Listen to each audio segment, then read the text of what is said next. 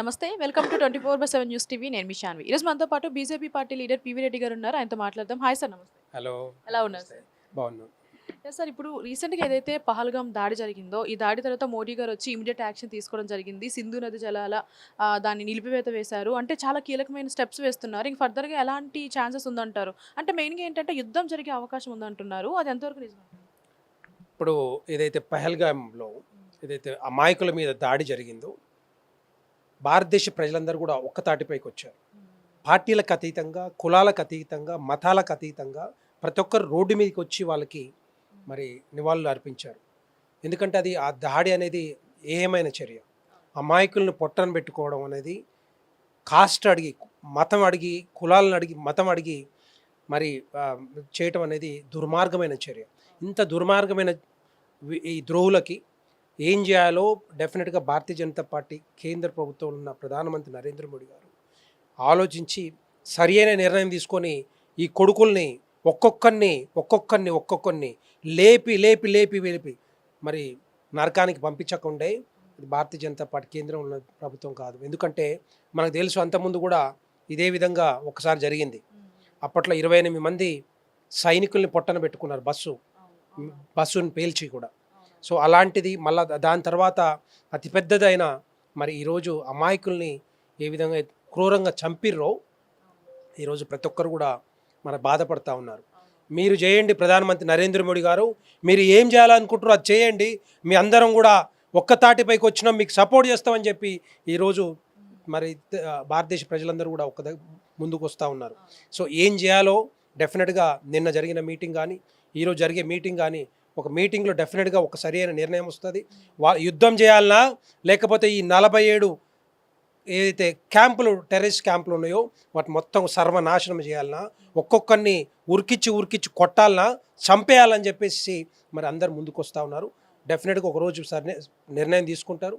అంతకుముందు ఏ విధంగా మరి సర్జికల్ స్ట్రైక్ జరిగిందో దానికి పెద్ద ఎత్తున జరిగే అవకాశాలు ఉంటాయి. ఇప్పుడు వాళ్ళ సైనికులే, పాకిస్తాన్లో ఉన్న సైనికులే భయపడతా ఉన్నారు, పాకిస్తాన్లో ఉన్న ఆర్మీ భయపడతా ఉన్నారు, ప్రజలు కూడా ముందుకు వస్తూ ఉన్నారు, రోడ్ల మీదకి వస్తున్నారు. ఈ పాకిస్తాన్ ప్రభుత్వం మాకు వద్దు అని చెప్పి ముందుకొచ్చి మరి వాళ్ళందరూ కూడా ర్యాలీలు చేస్తూ ఉన్నారు.